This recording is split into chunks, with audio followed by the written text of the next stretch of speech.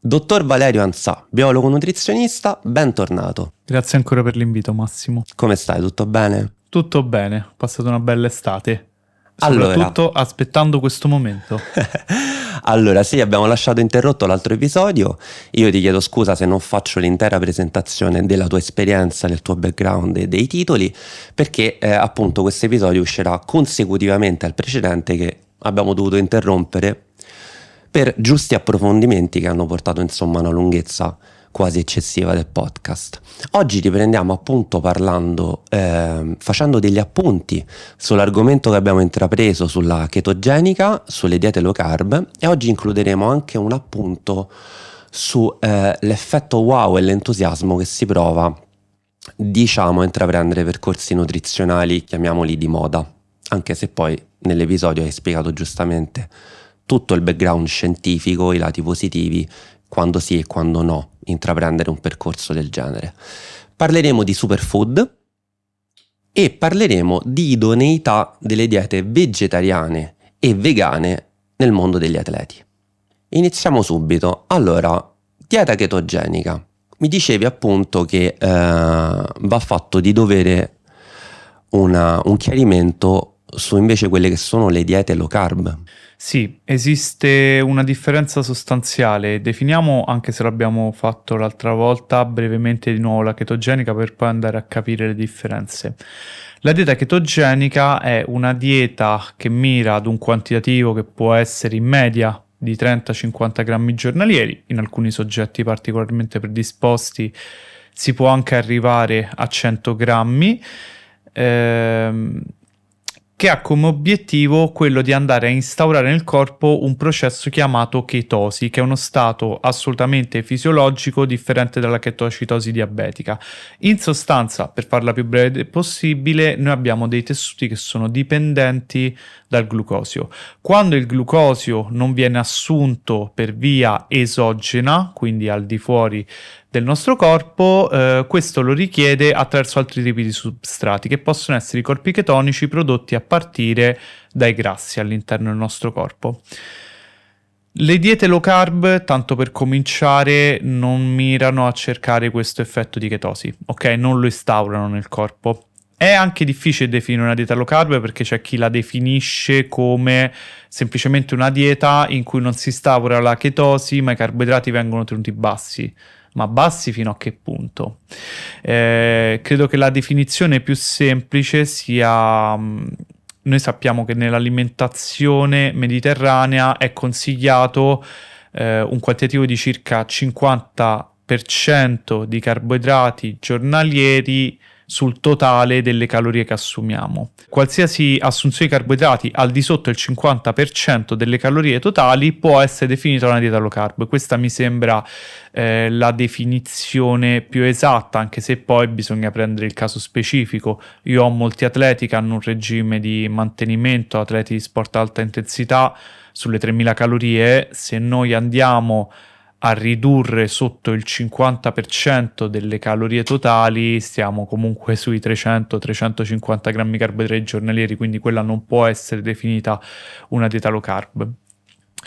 Allora, quali sono i vantaggi e gli svantaggi di una dieta low carb e a chi può essere indirizzata? I vantaggi sono sicuramente che riducendo l'assunzione totale di carboidrati si ha un minore effetto sulla stimolazione della fame, quindi si riesce a gestire meglio una dieta bilanciata.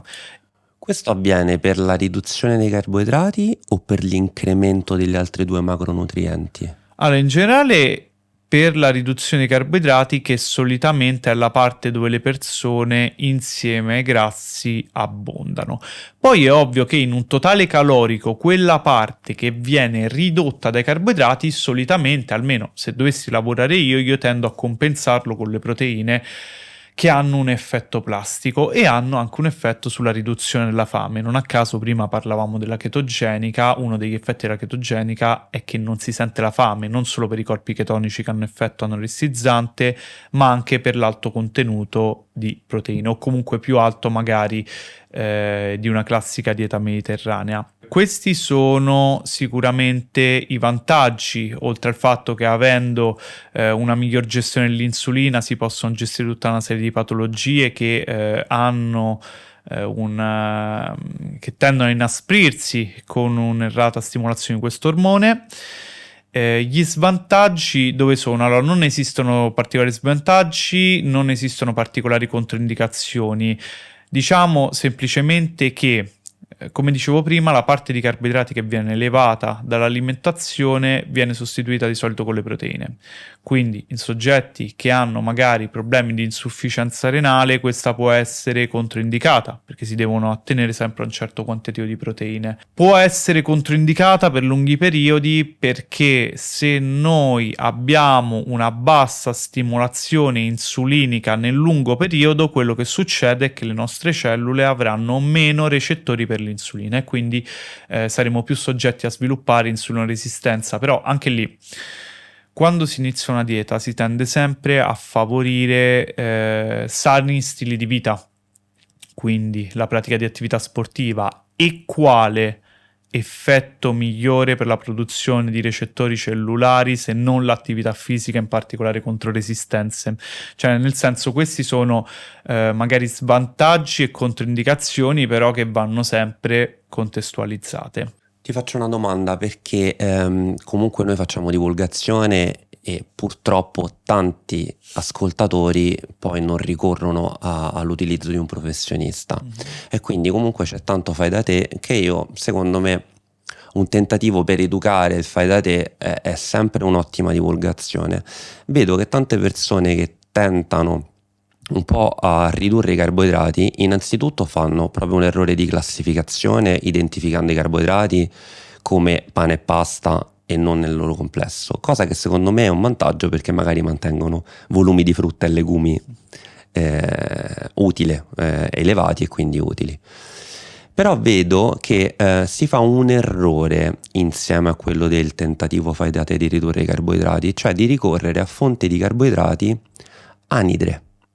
Quindi gallette, pane secco, crackers, addirittura chips di frutta, che penso che portano una grossa differenza in termini negativi, cioè nel senso lo stesso apporto di carboidrati dato da alimenti ricchi di acqua e con un buon potere idratativo è estremamente migliore dello stesso apporto di carboidrati derivato da cibo secco, anidro e molto spesso anche ricco di sale. Allora, consideriamo tanto per cominciare che il nostro corpo è fatto per il 70% di acqua, quindi l'idratazione è fondamentale e l'idratazione non è solo l'acqua che beviamo, ma anche gli alimenti che mangiamo. Quindi se si ha la possibilità di introdurre alimenti idratati è meglio di alimenti secchi. Ma non è meglio solo per il nostro organismo. Io ho tanti pazienti che in prima visita mi riferiscono problemi di stitichezza. E solitamente quello che noto è che mangiano continuamente prodotti secchi, ok?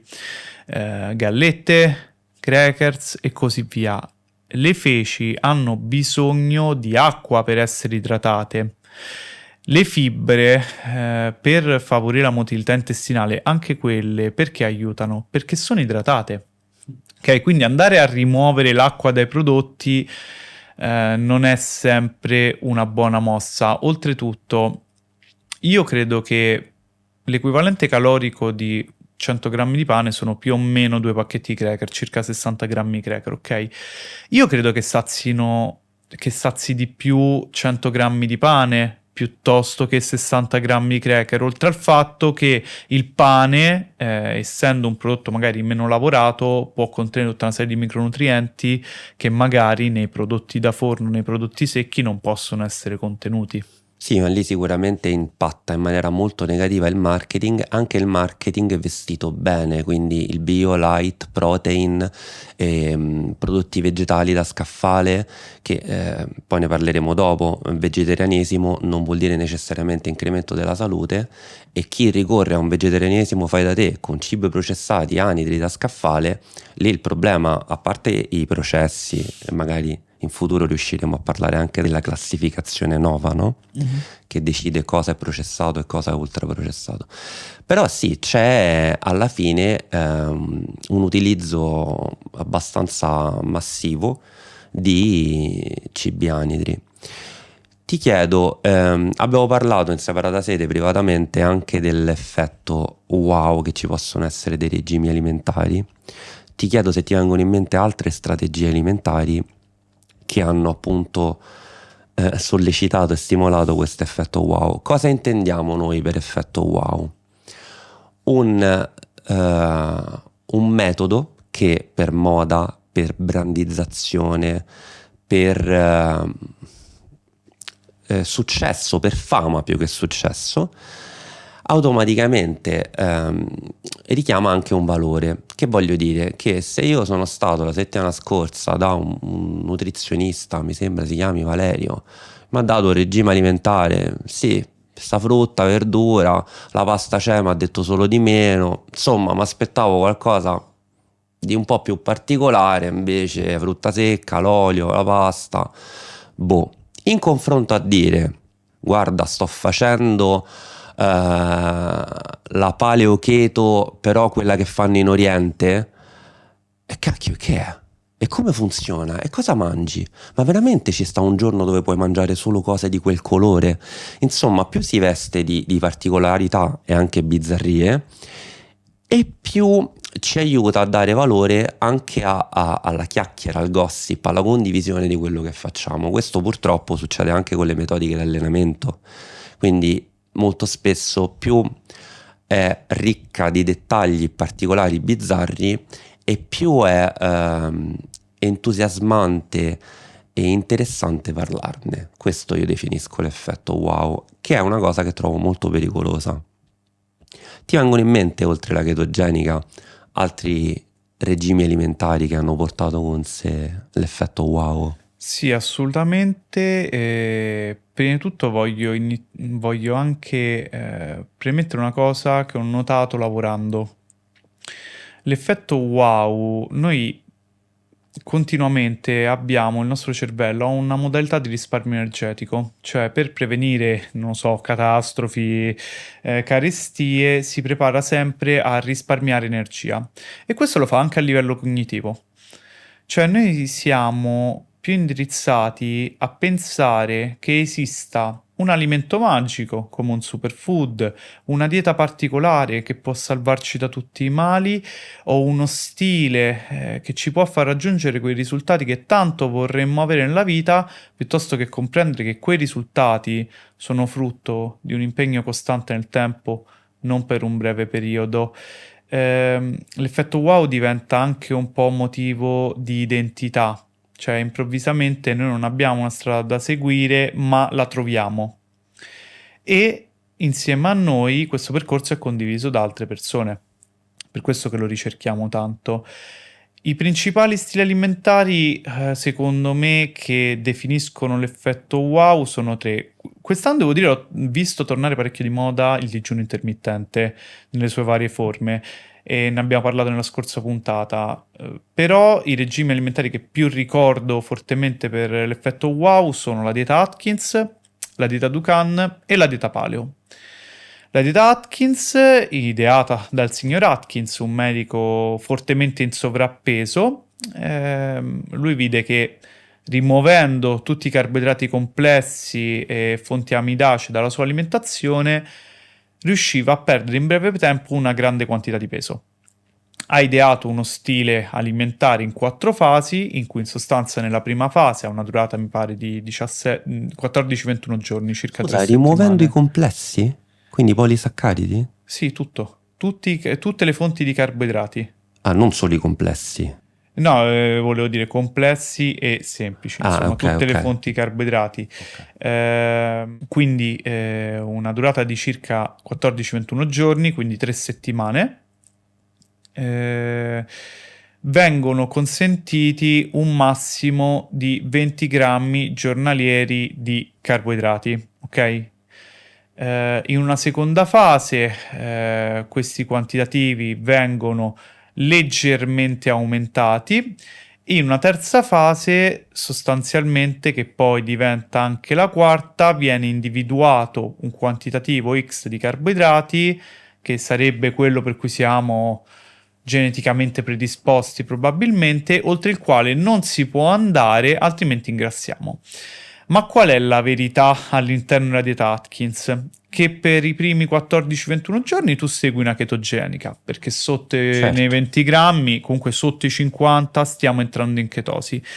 Quindi tu hai fatto tanti lunghi periodi di diete che ti portavano a perdere un chiletto e così via, e invece all'improvviso nei primi giorni tu vedi un immediato drop down di 2 kg. Ma quei 2 kg che cosa sono? È grasso? No, assolutamente. È glicogeno, una forma di glucosio immagazzinato, e il relativo contenuto di acqua. Però motivazionalmente è importante.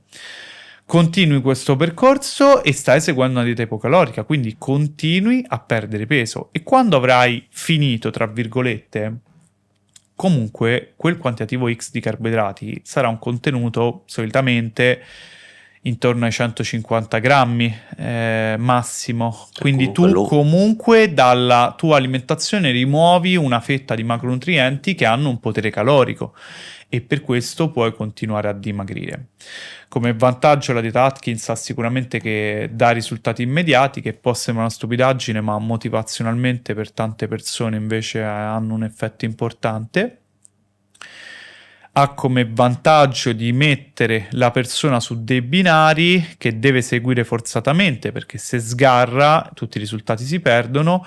Questo però ha anche il suo più grande svantaggio, Certo. perché tu puoi portare un treno sulle rotaie, ma nel momento in cui derailla che cosa facciamo? Sì, c'è uno scarso potere di educazione alimentare. Esatto, cioè nel senso, una volta che il paziente che ha seguito la dieta Atkins finisce questo stile alimentare, che cosa fa poi? Tra l'altro è una cosa che i pazienti non sanno responsabilizzare sul professionista. Loro tendono comunque a dire: quando seguivo Massimo era fantastico. E invece secondo me il difetto del regime alimentare proposto dal professionista è anche il seguito. Ti ricordi il Minnesota Study? Cioè ci sono state pubblicazioni come il Minnesota Study dove si è vista una finestra anche di 5 anni dopo il regime alimentare restrittivo. E quindi gli effetti negativi di rebound o di recupero della restrizione che c'è stata anche solo per atteggiamento psicologico cognitivo, no? La famosa restrizione cognitiva, durano mesi e anni, e quel difetto del periodo lungo dopo la restrizione importante è comunque da legare al valore dell'intervento del professionista, perché appunto, come dicevamo, in quel caso la parte di educazione alimentare non esiste e viene fuori: finché seguivi Massimo funzionava, quindi la colpa non è di Massimo. E se ci pensi, questo è anche un piccolo trigger che rientra nel disturbo del comportamento alimentare. Cioè ho ripreso peso perché è colpa mia, perché so io che non sono in grado, perché il regime funziona, sono io che sbaglio. Quindi secondo me nel 2024 c'è molto da parlare su regimi alimentari così restrittivi, che magari vengono fatti anche con poche premesse sulle vere priorità. Quindi vuoi essere più efficiente a gestire l'insulina? Movimento prima di vedere cibo. Insomma, C'è anche da dire che tutti questi stili alimentari all'effetto wow, quasi tutti bene o male, sono prodotti di marketing e sono stati brandizzati. certo. Quindi il discorso è: tu ottieni quei risultati che vuoi finché sei con me, finché segui il brand. Quando lasci il brand, l'unico modo che hai per ottenere quei risultati è Riprendere. tornare al brand. Che è marketing. Esatto. E tra l'altro voglio aggiungere un'altra cosa: molti professionisti appunto si servono di dispositivi diagnostici come la bioimpedenziometria. Faccio una piccola parentesi perché secondo me è molto utile. La bioimpedenziometria è un sistema che misura l'acqua ma stima il grasso, nel senso che dove non c'è acqua questo strumento ci dice che c'è una percentuale di grasso. Quando appunto trova più quantitativo di acqua, automaticamente dice che la FFM, quindi la massa priva di grasso, è di un tot. Perché voglio fare questa parentesi? Perché molte persone che hanno fatto regimi alimentari molto restrittivi, una domanda che facevo io quando non avevo una comunicazione troppo efficiente era: sì, ma quanta massa muscolare hai perso? Perché guarda che riduzioni forti dei carboidrati, soprattutto con poca attività fisica, ti porteranno sicuramente a intaccare la massa muscolare. No, no, ho fatto le analisi, mi ha seguito con lo strumento, la massa muscolare è addirittura incrementata, quando in realtà quello è solo un fatto di, si dice, bicompartimentale, no? Quello che non è acqua, per alcune bioimpedenziometrie automaticamente è grasso. E infatti il parametro si chiama massa priva di grasso, non si chiama massa muscolare scheletrica, che invece può essere diagnosticata con altri sistemi. Quindi anche lì, per le persone che approcciano a regimi alimentari estremamente restrittivi, senza badare magari anche altre priorità come l'attività fisica, ma anche il sonno, no? Attenzione anche all'interpretazione dei dati, perché pure quella non è sempre corretta. No, infatti, come credo che ne abbiamo anche parlato nella scorsa puntata, come dico sempre, la bioimpedenziometria non va tanto letta in maniera assoluta, ma quanto va letto il delta, cioè la differenza tra un punto di inizio e un altro punto di confronto, che può essere un punto di fine. E bisogna cercare di replicarla più o meno sempre nelle stesse condizioni in cui è stata effettuata la prima volta. Se io la prima volta prendo un soggetto, diciamo, in normocalorica con una dieta mediterranea, poi mentre è in chetogenica, quindi con un quantitativo di acqua più basso dovuto a una minor presenza di glicogeno, vado a fare la bioimpedenziometria, i dati saranno completamente sballati. Oltretutto, la massa prima di grasso tiene conto di cartilagini, ossa, roba che diciamo nel momento in cui io vado a fare un'analisi della composizione corporea non mi interessa. Quello che può interessarmi, oltre a questa differenza, è piuttosto vedere la massa cellulare attiva, cioè quella parte di massa muscolare che già solo per mantenersi consuma calorie a riposo, e quello è sicuramente un dato più interessante. Poi ovviamente la maggior difficoltà delle bioimpedenziometrie, di tutti questi strumenti diagnostici, non è il loro utilizzo, è la loro lettura, certo. Ok? E soprattutto capire dove è l'errore a volte e perché c'è l'errore. Assolutamente, attenzione anche alle interpretazioni e l'effetto wow, appunto, tu l'hai legato anche alla caratteristica di brandizzazione di alcuni metodi alimentari, e quello è un buon esempio, per esempio anche Dukan, che era un autore, giusto? Sì, Dukan era un medico, tra l'altro radiato dall'albo, e non per il suo stile alimentare, questa è la cosa particolare. Sì, Pierre Dukan aveva proposto al Ministero della Salute, se non sbaglio all'epoca, di incrementare una serie di crediti per tutti quei soggetti che negli anni universitari fossero riusciti a mantenere un peso corporeo all'interno di un diciamo di un intervallo adeguato secondo dei parametri che mi sembra fossero l'indice di massa corporea, non vorrei sbagliarmi, però più o meno era quello. Ora, se questa idea può essere valida, perché comunque saranno soggetti che peseranno meno sul sistema sanitario nazionale e non è una cosa indifferente, lui però è un medico, ha una responsabilità e deve dosare bene le parole. Non ha pensato a tutti quei soggetti con un disturbo del comportamento alimentare, a quei soggetti che già si trovavano in condizioni di sovrappeso e soprattutto a quei soggetti che magari avevano una condizione di sovrappeso ma conseguente a una serie di patologie e che quindi avevano più difficoltà a gestire il tutto. Sì, poi c'è anche il contesto socio-economico comunque, cioè ho fatto l'esempio, mi sembra, la dietista in uno dei suoi episodi, che dice ci sono persone comunque che arrivano, che gli rimangono 4 ore di sonno perché magari hanno trovato un lavoro solo che gli comporta un viaggio da pendolare di 2 ore e mezza, hanno situazioni familiari complicate e tutte queste cose rendono comunque più difficile la cura personale. Poi è ovvio, è assolutamente ovvio, e questo è un concetto alla quale ci tengo tanto, che put your oxygen mask first, cioè se io sto meglio mi occupo anche meglio delle persone intorno a me.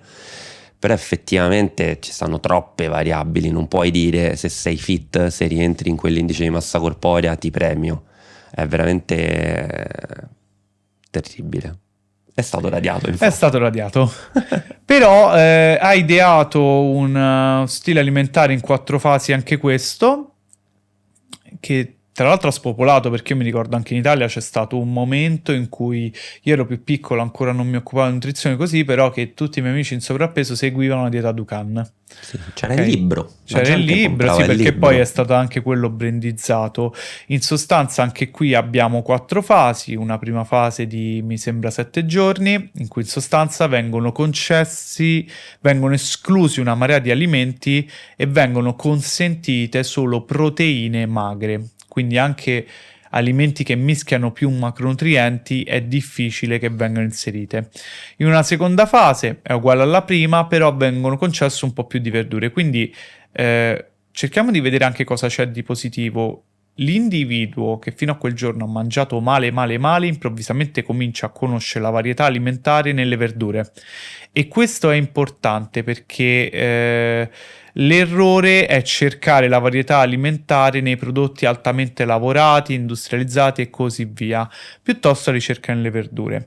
In una terza fase, molto simile alla prima, vengono permesse una o due porzioni settimanali di carboidrati, 1 o 2 porzioni di frutta al giorno e 1-2 pasti liberi. Nell'ultima fase si mantiene l'alimentazione nella fase 3, però con alcuni accorgimenti, che sono il giovedì proteico, cioè il giovedì viene seguita l'alimentazione come la fase 1. Obiettivo non dichiarato chiaramente è quello di scalare tanto le calorie un giorno a settimana.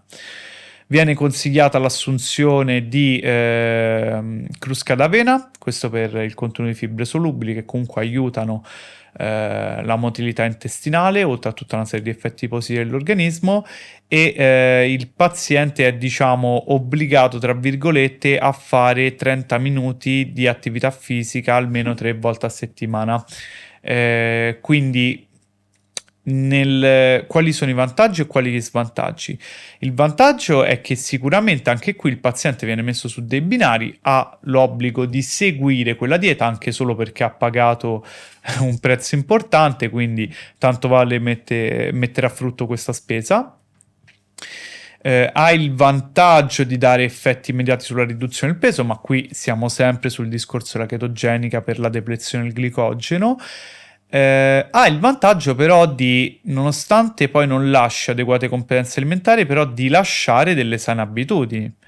Cioè, comunque, delle porzioni di frutta, l'attività fisica, sembrano cose scontate, ma in realtà sono utili in chi è abituato a mangiare a sentimento.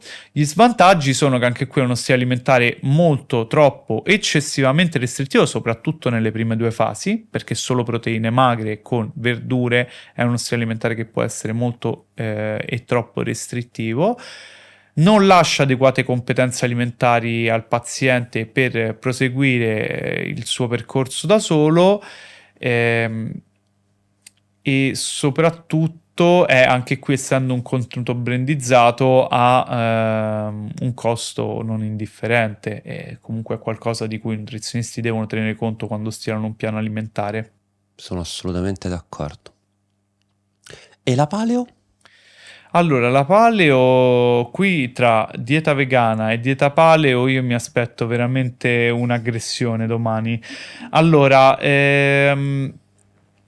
la dieta paleo è un regime alimentare che va ad escludere tutti quegli alimenti che sarebbero frutto della rivoluzione agricola o comunque prodotti industriali e prodotti che avrebbero un effetto negativo sul nostro corpo. Qual è la teoria scientifica alla base? Nei teschi che abbiamo trovato degli uomini del Paleolitico non c'erano carie nei denti, ok? E questo probabilmente è dovuto alla bassa quantità di carboidrati che assumevano.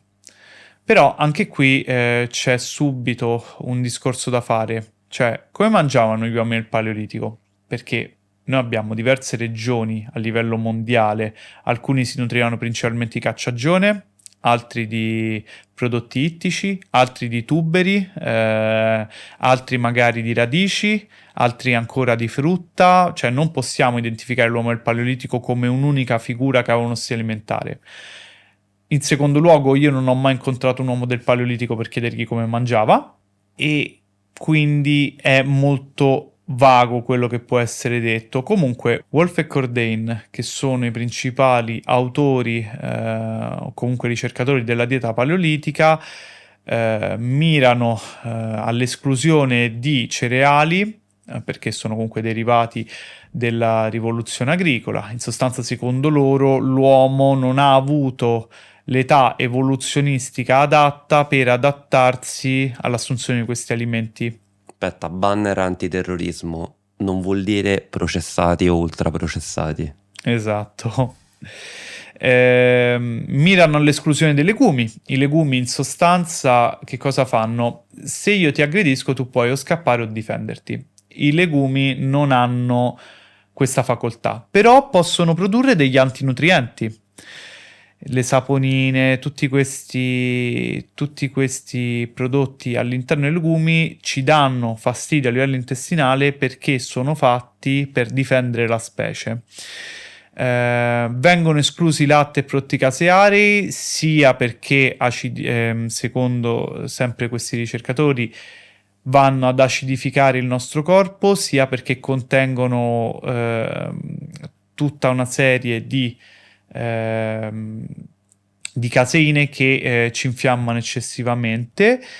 Vengono esclusi tutti i prodotti trasformati, lavorati e industrializzati e c'è poi una importante scelta sulle carni, sulle uova, sul pesce che devono, diciamo, rispettare determinati criteri. Ad esempio, il pesce non può essere allevato, ma deve essere pescato. Perché il pesce allevato si nutre di cereali, alimento che non è presente nella loro natura e quindi sviluppa un maggior contenuto di omega 6 piuttosto che di omega 3.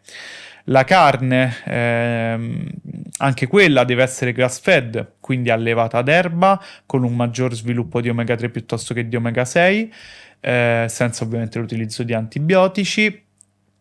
E anche sulle uova è consigliato l'utilizzo di uova a codice 0, quindi da galline libere di circolare all'aperto e che si nutrono principalmente di mangimi di origine animale. A differenza della dieta Dukan e della dieta Atkins, la dieta paleo fa uno step successivo, cioè ti fa capire che questo stile alimentare non si segue tanto per gli effetti sul dimagrimento, ma quanto più per il benessere e per la cura di alcune patologie. Un'altra affermazione che continuamente riportano Wolf e Cordain è che nell'uomo del Paleolitico non erano presenti malattie degenerative.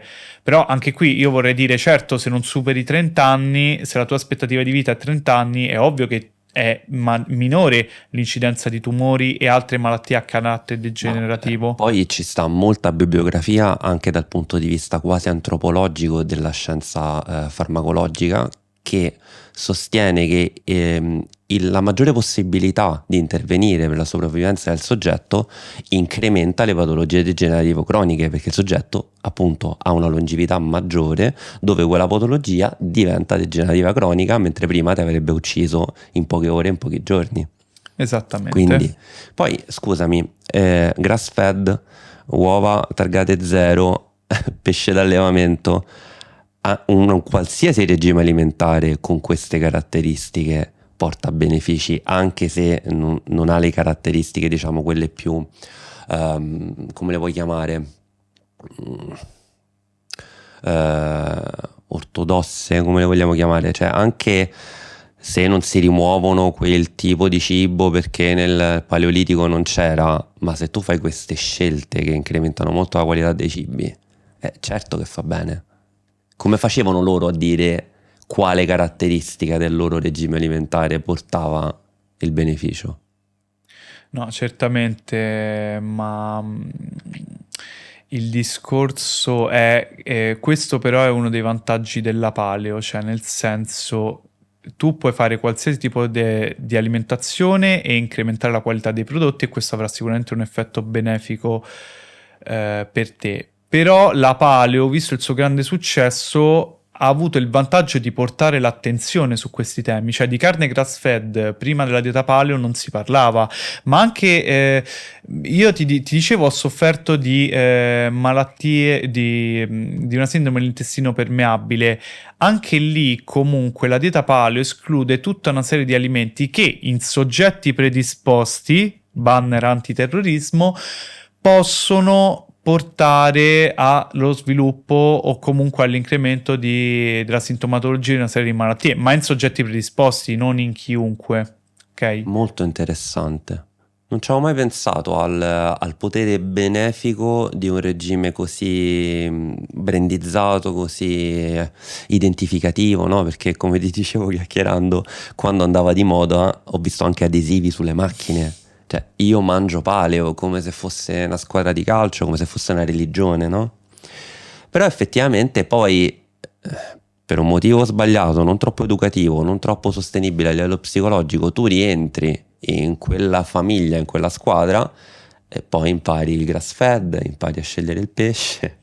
No, più che altro dipende sempre l'utilizzo che ne fai. Cioè, se noi prendiamo la dieta paleo e diventa la nostra ragione di vita, forse quello è esagerato, almeno punto di vista mio, poi ognuno la pensa come vuole. Però se io professionista dico ok, questo regime va tanto di moda, andiamo a vedere che cosa può avere di buono e mi dice allora, mi porta ricerca scientifica che dimostra che la carne grass fed non può trasmettere antibiotico resistenza perché non c'è l'utilizzo di antibiotici, che la carne ha una maggior qualità perché gli allevamenti sono fatti nella maniera più naturale possibile, allora queste cose io posso riportarle nel mio stile alimentare. La dieta Dukan, quando fa il giovedì proteico, comunque altro non è che un giorno in cui si abbassano le calorie e si segue una sorta di dieta ciclica. Cioè tutte queste cose possono essere utili e riportate all'interno di una sana alimentazione senza però dover appartenere a un brand o comunque a una bandiera o a un'identità specifica. Molto interessante. E visto che abbiamo parlato di grass fed e qualità dei cibi, parliamo di superfoods? Parliamo di superfood. Esistono? Ni. Mi spiego. Qual è la definizione che noi diamo a superfood? Perché nel marketing è un termine usato dall'industria alimentare per venderti a caro prezzo dei prodotti che hanno una serie di proprietà, secondo me, il cui denominatore comune è l'effetto antiossidante, principalmente. Ok?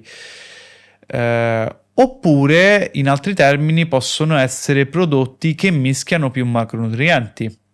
Allora, partiamo dai primi, prodotti che hanno un forte effetto magari antiossidante. Noi possiamo avere l'avocado che ha un alto contenuto di fibre, ha un alto contenuto di omega 3, però anche qui poi andiamo a vedere più nello specifico.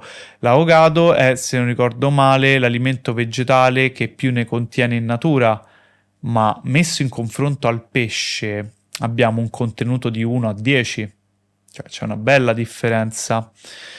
Abbiamo ad esempio i semi di chia per l'alto contenuto di fibre solubili, venduti a caro prezzo, ma anche l'avena ha un alto contenuto di fibre solubili e comunque non è venduta a caro prezzo. Abbiamo come superfood forse il matcha, anche quello ha effetti antiossidanti e così via, però anche lì, cioè, sono contenuti secondo me irrilevanti che non possono dare un'azione diretta sull'organismo, altrimenti lì si parlerebbe di alimenti ad azione farmacologica. Tra l'altro ha un costo il matcha vero, fatto bene, spropositato. Esatto, ma poi quando viene venduto alla gran distribuzione è ovvio che perde sulla qualità. Altrimenti abbiamo alimenti che mischiano vari macronutrienti. Ad esempio il burro d'arachidi viene considerato un superfood perché mischia grassi, fibre, proteine, ha anche un quantitativo di carboidrati, però anche lì parliamo di un alimento ultracalorico. Quindi la maggior parte della gente che segue superfood è gente attenta alla linea. Quindi con il burro arachidi o tu lo sai adeguatamente contestualizzare, oppure insomma potrebbe portarti a allontanarti dai risultati che vorresti. Abbiamo i legumi che sono considerati un superfood da questo punto di vista perché mischiano fibre, alto contenuto di vitamine e minerali, hanno un buon quantitativo di carboidrati, soprattutto quasi sempre a indice glicemico medio-basso, quindi anche perché hanno problemi con la sensibilità all'insulina possono essere d'aiuto, hanno un rilevante quantitativo di proteine, certo questo non è un quantitativo tale all'interno di un piano per persone anziane o comunque per persone sportive rilevante. Quindi anche qui dobbiamo molto contestualizzare. Possiamo piuttosto parlare di quelli che sono secondo me i superfood. Allora, in che direzione sta andando la ricerca scientifica? Sempre di più si parla del microbiota intestinale. Noi abbiamo, a partire dalla bocca fino al colon, quindi dall'inizio del tratto digerente fino alla fine, una serie di microrganismi che più si scende nel tratto intestinale, minore è l'acidità, maggiore è il contenuto di questi batteri. All'interno dell'intestino è il punto dove abbiamo la maggior varietà. Se noi rimuovessimo tutti questi microrganismi, toglieremmo praticamente 2 kg dal nostro corpo. Questi batteri convivono in simbiosi con noi, una parte ha un'azione benefica nei nostri confronti, una parte ha un'azione che può essere patogena. I batteri a azione benefica fanno veramente di tutto.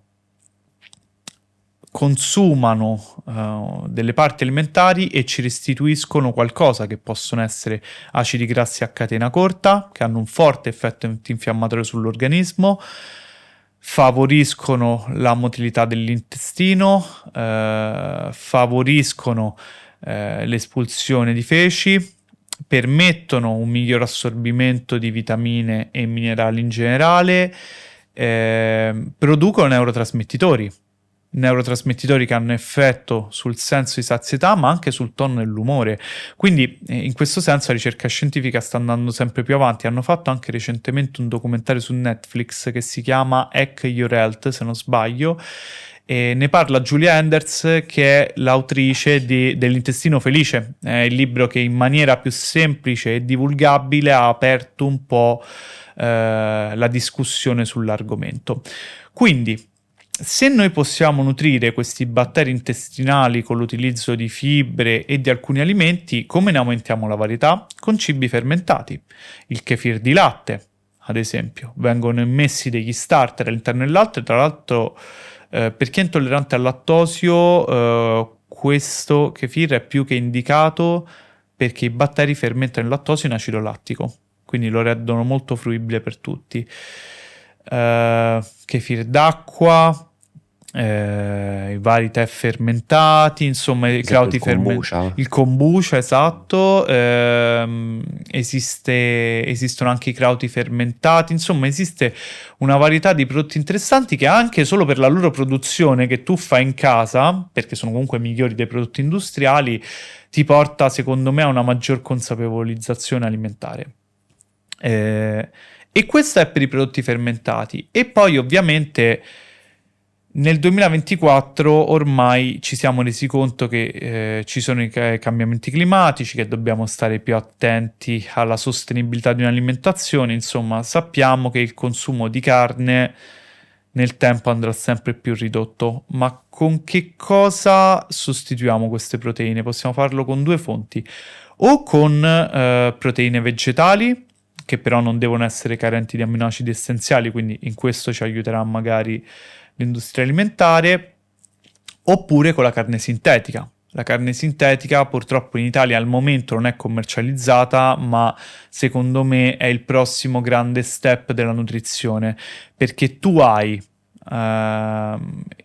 gli stessi, se non migliori, valori alimentari di una carne magari grass fed, però rimuovendo l'antibiotico resistenza, la sofferenza di un animale e soprattutto lo spazio, l'acqua impiegata per nutrire quegli animali, Ecologico. l'impatto ecologico con i gas serra che producono. La carne sintetica viene prodotta attraverso cellule staminali in laboratorio. Certo, adesso ha un costo, se la andassimo a comprare, altissimo, però sono sicuro che anche lì, se si mette in gioco l'industria alimentare, può dare il suo contributo. Anche il mercato degli insetti è un mercato importante. Noi, diciamo, con lo stile alimentare che abbiamo in Italia, se ci dicono insetti non ridiamo, ma a livello nutrizionale sono ricchi di proteine ad alto valore biologico. Noi già mangiamo farina di insetti in molti prodotti da banco, in prodotti dolci. E soprattutto quello che è il quantitativo. Noi immaginiamo che per sfamare 100 persone dal punto di vista proteico serve un allevamento intero. Se utilizziamo gli insetti basta una stanza di 20 metri quadri, quindi insomma c'è una bella differenza. Aggiungo una cosa, anche io ero scettico all'inizio, poi sono andato in Messico, ho mangiato gli scorpioni e le cavallette, io vi devo dire che non hanno questo sapore così cattivo. Se superiamo la barriera mentale, che però per molte persone è anche sulla carne rossa, insomma, possiamo trovare grossi benefici. Tra l'altro seguite il podcast perché ci sarà un episodio che parlerà proprio di cibo stampato in 3D e appunto alimenti derivati da insetti. Io già ho assaggiato qualcosa e ho saputo anche che ci sono delle scene di avvicinamento, cioè hanno organizzato, mi sembra a Milano, una cena dove si parte da prodotti che insospettabilmente hanno qualcosa derivato da insetto e piano piano diventa sempre più percepibile la presenza dell'insetto. E sì, sicuramente è molto interessante e sono argomenti che vanno approfonditi. Visto che tra i superfood abbiamo parlato anche di ecologia, introdurrei l'argomento della dieta vegetariana e vegana che noi contestualizzeremo in relazione agli atleti. Però a me piace sempre fare una premessa. Parleremo del fatto che intraprendere un regime vegetariano non è necessariamente un beneficio per la salute, ma dal punto di vista di ecosostenibilità e soprattutto di scelta etica di non contribuire alla sofferenza animale sono scelte indiscutibili. Noi parleremo del solo aspetto legato alla salute psicofisica, giusto? Esattamente. Allora, io personalmente nel mio lavoro, io non sono vegano, sono un onnivoro, però mi interessa anche di dieta vegana. E personalmente quando un paziente arriva a studio e dice voglio diventare vegano, io cerco prima di capire la motivazione. Perché se è per una scelta etica, io sono assolutamente d'accordo. Mi rendo conto di chi mi dice io non capisco perché ho un cane o un gatto e devo trattarlo nel migliore dei modi, però poi devo macellare un altro animale per sopravvivere.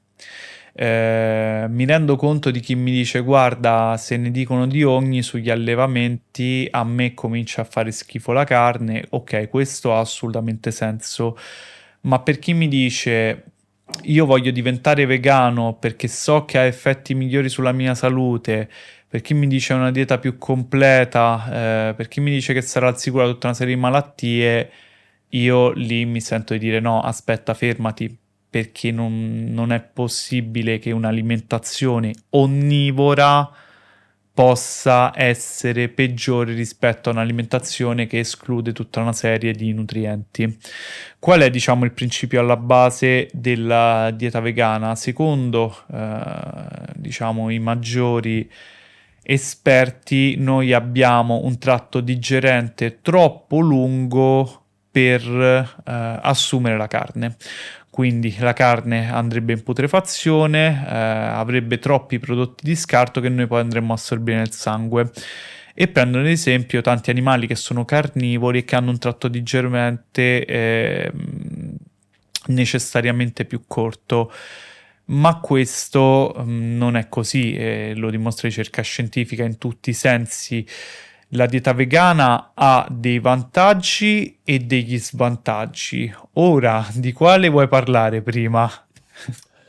Beh, a parte mi ha fatto venire in mente una cosa che io quando l'ho saputa mi ha illuminato, perché quando è esplosa la conoscenza, la divulgazione sulle diete vegane, si parlava tanto del fatto che noi siamo raccoglitori. Quindi la stessa cosa che una persona magari informazione che trovava e andava a fare la paleo o riempirsi di carne, qualcun altro la usava per dire no, vedi, siamo raccoglitori, quindi mangiamo principalmente vegetali. Poi ho scoperto, all'esame all'Università di Storia della Gastronomia, che raccoglitore vuol dire che raccogli carcasse. Erano semplicemente esseri umani che si trovavano per motivi legati al momento o proprio alle capacità a non riuscire a cacciare. E quindi erano costretti a raccogliere tutto, tra cui anche carcasse rimaste. Quindi mangiavano comunque carne, però non era uccisa da loro. Quindi vedi persone che si sono infortunate nelle sessioni di caccia precedente, persone che per motivi X sono 2 o 3 giorni che non mangiano. L'essere umano ricorreva a questo. Di quale parliamo prima tra vantaggi e svantaggi? Vabbè, io penso che comunque ci sia una grossa differenza tra regime vegano e vegetariano, e penso che con le giuste accortezze, organizzazione alimentare e caratteristiche che dobbiamo seguire anche da onnivori, si può rendere comunque, no, più salutare possibile anche un regime vegetariano. Semplicemente non è sinonimo. Parliamo prima degli svantaggi, dai.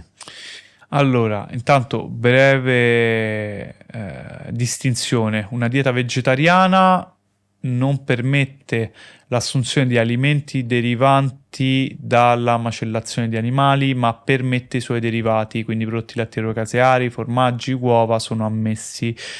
La dieta vegana invece esclude tutto, macellazione e derivati. Poi abbiamo le forme anche più assurde che non permettono l'assunzione di piante, ma solo di frutta, cioè insomma ognuno dice la sua in questo ambiente. Prendiamo in esame la dieta vegetariana o comunque la dieta vegana che magari è un po' più stretta. Allora, gli svantaggi che vengono, diciamo le zone d'ombra che vengono molto discusse su questo argomento, la prima di tutte è l'altissima presenza di fibre e antinutrienti, nel senso, noi sappiamo che le fibre fanno bene al nostro organismo, ok? Un circa 30 grammi giornaliere. Ma non tutti gli intestini sono in grado di tollerare 30 grammi di fibre giornaliere, se non anche di più, ok? Con la dieta vegana tu vai a introdurre attraverso fonti proteiche, di grassi e così via un altissimo contenuto di fibre che il tuo intestino potrebbe non tollerare. Prendi ad esempio una persona con morbo di Crohn o anche solo più semplicemente con la sindrome dell'intestino irritabile. Come fa quella persona a seguire una dieta vegana e quindi a fare varietà alimentari se poi allo stesso tempo deve rimuovere tutta una serie di verdure? O in chi segue un protocollo low FODMAP, cioè tutte queste persone sono molto in difficoltà, quindi se fosse lo stile alimentare eletto per noi, perché dovrebbe crearci dei problemi? Scusa, vuoi chiarire un attimo cos'è il protocollo? Cioè cosa sono i FODMAP? I FODMAP sono degli zuccheri molto piccoli, indigeribili o comunque che hanno un transito intestinale molto lento all'interno del nostro intestino, possono essere il lattosio, i polioli e così via, e sono contenuti in molti alimenti. Che vengono ridotti in alcuni... Che vengono ridotti in alcuni protocolli per una fase, perché si vanno a escludere tutti i FODMAP, noi non mangiamo più, per una prima fase, poi una seconda fase vengono individuati quelli che hanno un effetto trigger verso il nostro organismo e una terza fase esclusi solo quelli, mentre vengono reintrodotti gli altri, visto che è un argomento molto soggettivo. Quindi sicuramente la presenza di antinutrienti è un tallone d'Achille della dieta vegana, però anche qui chi vuole fare la dieta vegana può attrezzarsi. Ad esempio i fagioli hanno un alto contenuto di saponine, puoi metterli a bagno per 12 o 24 ore e se ne rimuove una gran parte. Se hai flatulenza dopo aver assunto i legumi, puoi frullarli, cioè esistono svariate metodiche che ci possono venire incontro. Si critica molto la scarsa presenza di amminoacidi essenziali all'interno di un'alimentazione vegana, questo soprattutto in merito agli atleti. Noi sappiamo che esistono vari amminoacidi, una parte sono non essenziali, cioè il nostro corpo è in grado di produrla, un'altra parte è essenziale, cioè noi abbiamo bisogno di assumerla attraverso il pesce, la carne, insomma alimenti di origine animale, alimenti che sono più simili a noi, a differenza dei vegetali. Anche qui però ci si può attrezzare, nel senso, se noi già mischiamo un piatto di riso con dei legumi, già stiamo completando lo spettro amminoacidico, e lo spettro amminoacidico non va completato nel singolo pasto, ma piuttosto nell'arco di una giornata. Quindi anche se io mangio il cereale a pranzo e il legume a cena, il pool di amminoacidi è completo. Sì, diciamo che puoi anche mischiarli, per un discorso di gusto poi dipende molto. Però non è necessariamente legato all'unione nel tempo esatto del No, pasto. non è legato all'unione del tempo esatto. Certo è che sia con riso che con legumi, se sei uno sportivo, raggiungere un quantitativo magari 2 grammi di proteine per chilo di peso corporeo può essere difficile. A proposito di questo, c'è un altro tasto dolente della nutrizione vegana, cioè le proteine vegetali, sia per il contenuto di fibre che per altri motivi, sono meno assorbibili dal nostro organismo. Noi ne assorbiamo un circa 80%, 75-80%. Le proteine animali vengono assunte per un 95%, quindi noi, se vogliamo seguire una dieta vegana, abbiamo bisogno di incrementare di uno 0,3-0,5 per chilo di peso corporeo di proteine nella nostra alimentazione. Quindi lo sportivo ideale che in una dieta onnivora sta tra 2, massimo 2,2 grammi di proteine per chilo corporeo, passato a veganesimo deve stare a 2,5. Sì, praticamente a 2,5, sì, per sostenere tutto il turnover proteico. Ti faccio una domanda, questo incremento che appunto va effettuato per l'assimilazione minore produce comunque più scarti? Sì, produce più scarti, però è comunque Compensato? c'è un discorso, sì, produce più scarti, però anche perché molte proteine vegetali hanno un contenuto di fibre ampio, quindi ci aiuta anche nello scartare e nel selezionare quei prodotti che veramente ci interessano all'interno del nostro intestino.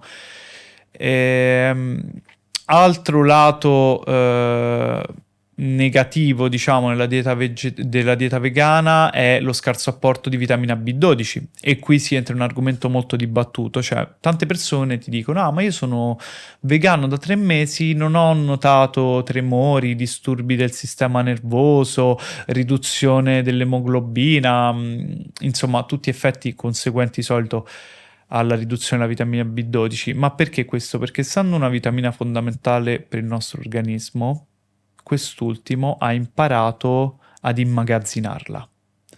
E quindi ci vuole del tempo, che può essere anche di 2 anni, per vedere effettivamente una differenza. Però anche qui la vitamina B12 può essere integrata con integratori da fonti vegetali.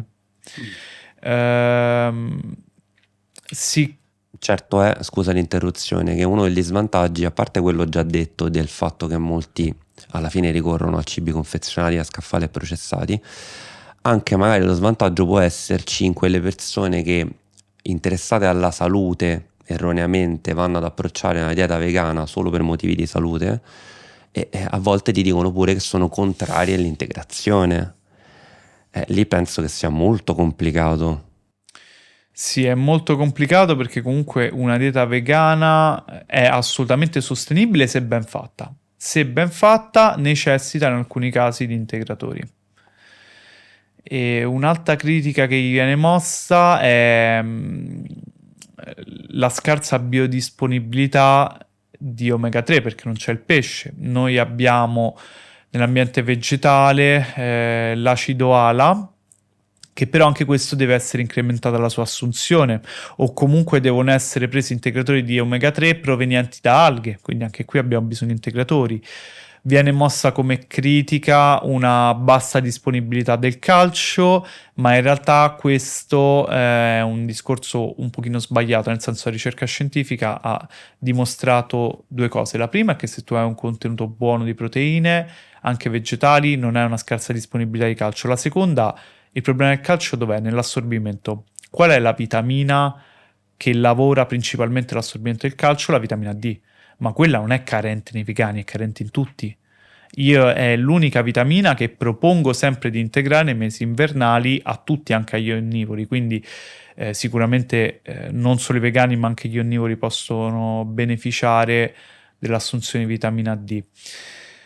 Ultima critica che viene mossa alla dieta vegana è la scarsa presenza di ferro nella dieta, perché il ferro di origine vegetale, noi abbiamo ferro M e ferro non M, uno è di origine vegetale, uno è di origine animale. Il ferro vegetale è più difficile da assorbire, però viene trasportato nella cellula attraverso la vitamina C, quindi anche qui si consiglia per esempio di spremere un limone nell'alimentazione o prendere un integratore di vitamina C.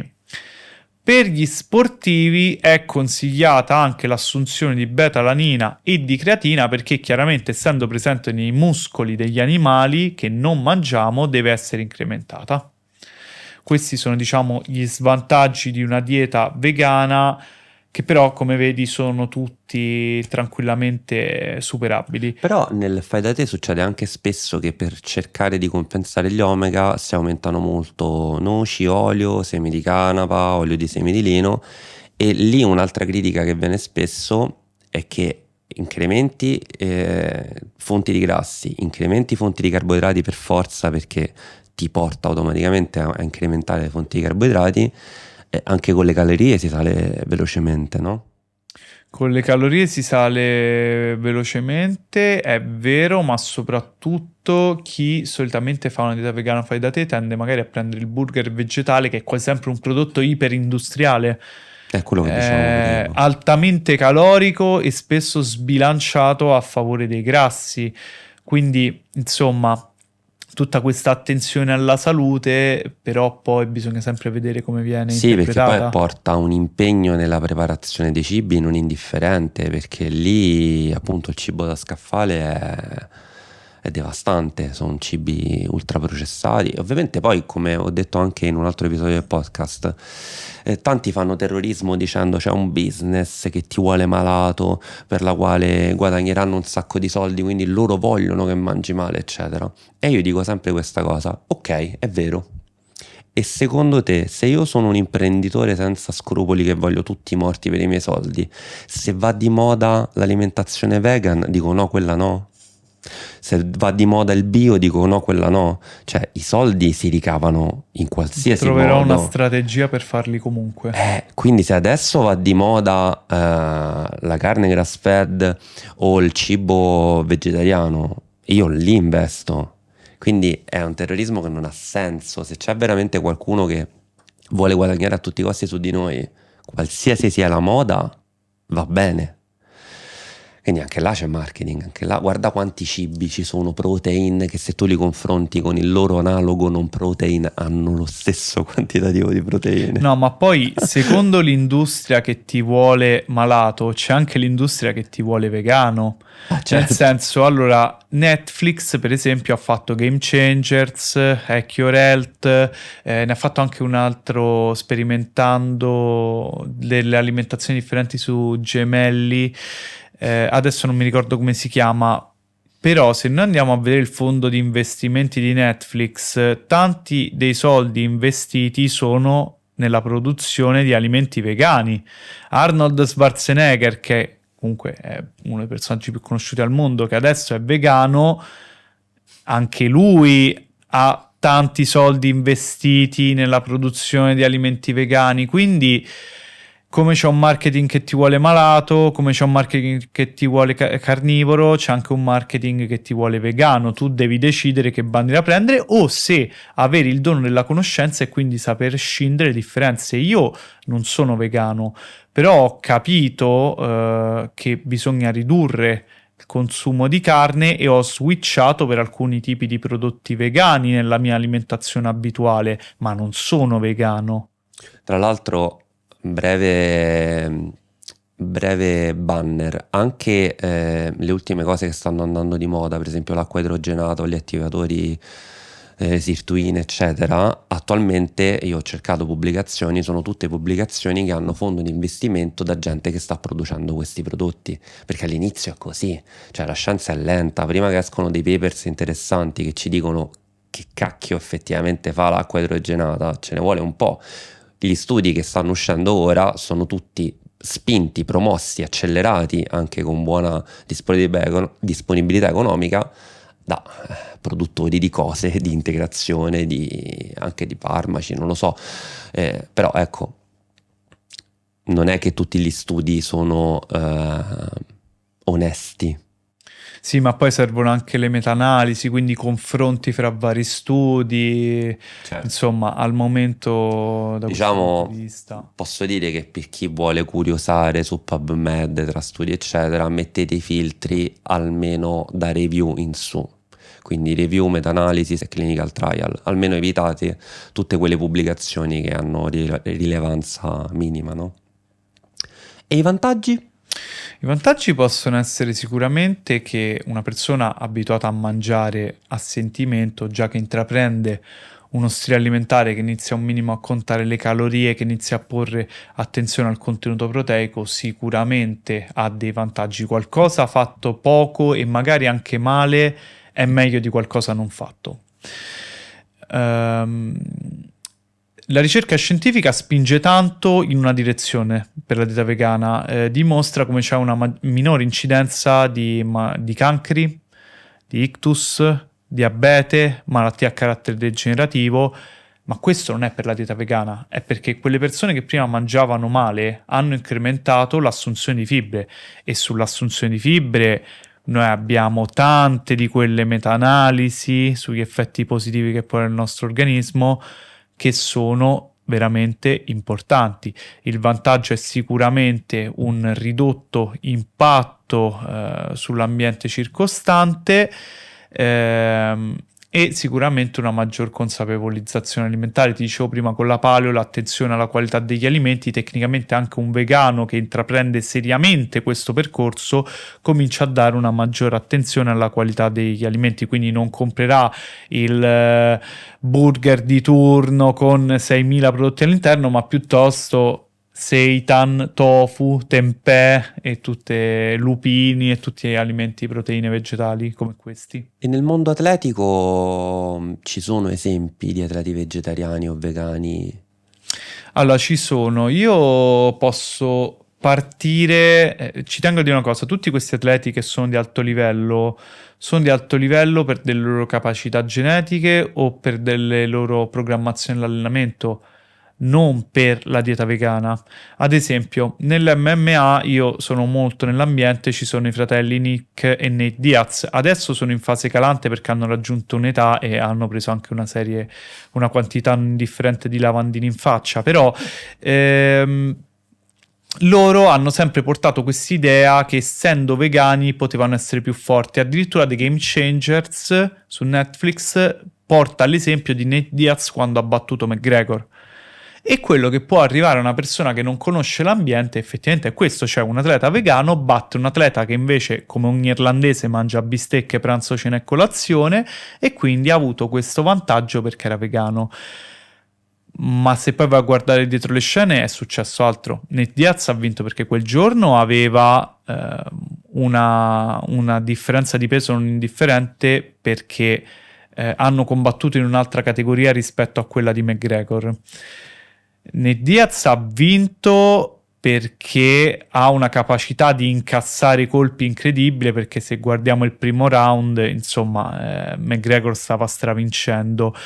Nate Diaz ha vinto perché ha delle capacità genetiche importanti nel cardio. Lui non è solo un atleta di MMA, è anche un atleta di sport di endurance insieme al fratello. Loro sono conosciuti per l'alta attività negli sport di endurance. Addirittura mi ricordo vantava l'utilizzo di cannabinoidi per incrementare la performance, ma in realtà io credo che sia un po' recupero. difficile incrementare la performance di uno sport in cui viene utilizzato l'ossigeno se infiammi gli alveoli. Però insomma viene portato questo esempio che insomma non è poi così reale se andiamo a vedere dietro le scene. Ci sono anche Serena e Venus Williams che sono vegane dal 2012. Anche loro però, se si segue un minimo il tennis, sappiamo che sono dei fenomeni genetici e per la programmazione dell'allenamento. Abbiamo Scott Jurek che è un ultramaratoneta, anche lui parla in Game Changers. C'è da dire una cosa: i maratoneti hanno bisogno di alti livelli di carboidrati e la dieta vegana da questo punto di vista non è assolutamente carente, anzi i carboidrati ne possiamo consumare veramente un'ampia quantità. Ma anche Scott Jurek è un fenomeno genetico, è una vita che si allena, non è stato lo switch alla dieta vegana a cambiare le sue performance. Oppure c'è Patrick, che adesso non ricordo il cognome perché è un cognome Babumian, anche di lui parlo in Game Changers. E, insomma, lui esprime forza, tantissima forza, ma quello è principalmente per l'alto contenuto di carboidrati. Quindi in tutte queste persone noi vediamo che non è stata la dieta vegana a cambiare la loro carriera, ma piuttosto l'allenamento, lo stile di vita e tutto ciò che ne consegue. Magari appunto, come dicevi prima, l'attenzione alla qualità, alla varietà può fare la differenza. Magari sono personaggi che rappresentano solo il fatto che puoi essere benissimo vegetariano o vegano e fare le tue performance atletiche, ma non è che quello porta un qualcosa in più nella performance, no? Esatto. Tu hai qualcuno? Allora, io ho proprio vegani, completamente vegani, di atleti, non ne ho. Ho un ragazzo che però, insomma, mi ha espresso l'interesse per aumentare, diciamo, le fonti vegetali e ridurre il più possibile quelle animali. E tra l'altro è un ragazzo che ha affrontato 3 diverse categorie di peso quest'anno, sì, perché si è trovato in tutto un deficit burocratico per cui lui pesa sui 70 kg, però era qualificato per fare le finali della nazionale a 61, poi ha voluto fare i 66 perché a 70 pensava di essere troppo alto e a 70 adesso sta sperimentando questa nuova categoria, il tutto nel giro di un anno. E con lui ovviamente abbiamo dovuto inserire, fare un nuovo stile alimentare, abbiamo inserito molti prodotti proteici vegetali, tofu, tempeh, seitan, lupini e così via, proteine isolate, non più del siero del latte, ma piuttosto della soia, oppure ci stanno dei blend che mischiano riso, canapa e quindi riescono a completare bene lo spettro aminoacidico. Certo, avranno un costo indifferente e soprattutto molto difficile da shakerare. E devo dire le sue performance hanno retto bene, però anche lui è altamente capace, non tanto per la dieta vegana, ma perché è una vita che si allena e ha un ampio aspetto tecnico. Ma poi guarda, io sono appassionato di pallacanestro e quindi ricordo come se fosse uno dei momenti più importanti della mia vita il flu game, cioè la partita di basket di finale NBA dove Michael Jordan aveva un'intossicazione alimentare in corso con febbre alta e Phil Jackson, coach, disse: io non ho mai visto un giocatore di basket giocare così bene. Tra l'altro era famoso per mangiare particolarmente male e fumare sigari abbastanza spesso. Lì successe che lui era nervoso la sera prima, dice: basta, voglio la pizza, fate arrivare le pizze. Tutti i giocatori si sono rifiutati, volevano mantenere un'alimentazione un po' più congrua, lui se ne è mangiate 2. Cioè la leggenda che, essendo in trasferta, sapevano che andavano a loro e magari sono state aggiunte rilassativi o chissà che cosa.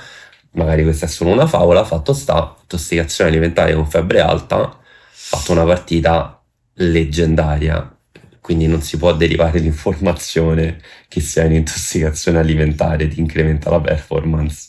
Ma Che tu poi le correlazioni sono pericolose, no? Sì, ma tu pensa anche a Djokovic, che praticamente lui fa colazione con un frutto, si nutre praticamente di nulla, però anche lui ha delle performance stellari, ma perché è una vita che gioca, ha una programmazione di allenamento pazzesca, ha dei coach di alto livello, insomma, Poi questo che fa la penso che differenza. le neuroscienze ci aiuteranno anche a capire quanto è l'effetto psiconeuroendocrino, no? Di play psiconeuroendocrino immunologico, perché magari Djokovic, che è uno investe molto nei suoi valori, nelle sue filosofie, eccetera, essere in linea con tutta una serie di pensieri e valori personali ti porta a una motivazione, un incremento psicologico che ti porta a performare meglio. Sai in quanti sport ho saputo che sta al varo, in alcuni già è attivo, il fatto che non si può utilizzare la musica. Mhm. Per esempio, mi sa che nei runner già è attiva questa cosa. Tu non puoi fare una maratona con gli auricolari. Sicuramente alle Olimpiadi non puoi ascoltare musica prima di entrare in competizione. Perché ha un effetto dopante. Ti fomenti, no? Detto in romano. Quindi, per carità, bisogna anche vedere se, come abbiamo parlato di educazione alimentare e cultura del cibo e della qualità, approcciando alcuni stili di vita, alcune scelte, non incrementa anche una self-confidence, una motivazione superiore, una mission, se vuoi. Quindi performo al meglio perché ho potere anche dal punto di vista psicologico. Esatto. Poi voglio aggiungere una cosa, visto che a questo punto parlavamo di alimentazione vegana, un po' per tornare sull'argomento, parlavamo dei svantaggi, vantaggi. Avete notato come esistono dei punti d'ombra che possono essere tranquillamente illuminati? Ma quello che io dico a tutti che vogliono intraprendere un'alimentazione vegana è sempre: se voi volete affrontare la vostra alimentazione come un lavoro, la dieta vegana va bene, ma se volete essere più comodi, essere più rapidi, l'alimentazione vegana non vi aiuterà. Quindi prendete coscienza del fatto che sarà un impegno non indifferente. Che ancora una volta, se sposato e se ci si riesce, può dare grande soddisfazione e magari incrementano le performance. Esatto, soddisfazione personale sicuramente. Siamo più appagati e quindi performiamo meglio. Qualcosa da aggiungere? No, mi sembra che abbiamo detto proprio tutto. Ti avverto, ti allarmo, potresti essere invitato nuovamente. Ci saranno sicuramente delle persone che, avendo suscitato più interesse, più entusiasmo e portando un ottimo supporto di orientamento e divulgazione, io tenderò a richiamare. Potresti essere tra quelle. Ti ringrazio tantissimo. Grazie a te ancora Massimo per l'invito. Io ringrazio chi segue il podcast, vi chiedo per favore di lasciare comunque commenti oltre che i like e le condivisioni, perché aiutano me e i professionisti ospiti anche a portare messaggi sempre più in linea con quello che lo spettatore ha bisogno o desidera appunto ascoltare, informarsi e portare più conoscenza e consapevolezza. Vi ricordo inoltre che per chi si trova scomodo a guardare i video su YouTube, il podcast è anche audio su Spotify, Apple Podcast, Amazon, Audible e tutti i principali portali appunto di ascolto podcast. Pesate le parole e alla prossima!